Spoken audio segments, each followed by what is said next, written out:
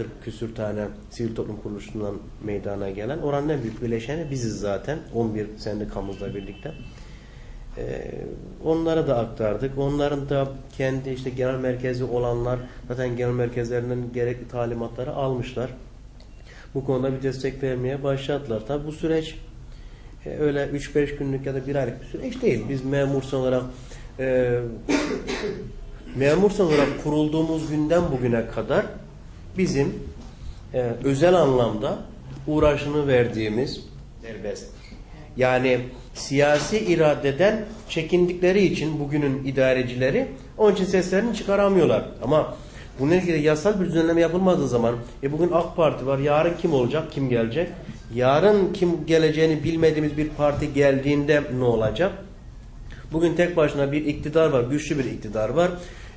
İdareciler, kurum idarecileri onun korkusundan, ondan çekincesinden sesini çıkarmıyorlar. Ben üniversitelerde bile bu işin sadece lütufla yürüdüğünü düşünüyorum. Aman aman öyle bir özgürlük alanının içselleştirildiğine ya da yaşandığına katılmıyorum. İşte en azından en batın Mersin Üniversitesi.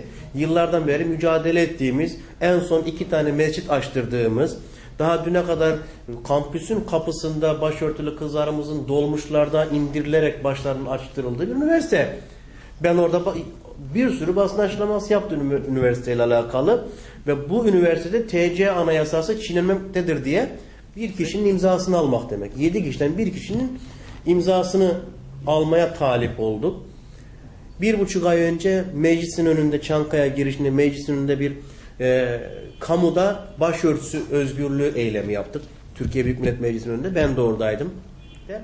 2 Ocak'ta da sivil itaatsizlik eylemi yaptık. Bu da kamuda çalışan bütün üyelerimiz bizim memur senin Mersin'de, sadece Mersin'de bizim memur senin 15.000 üyesi var.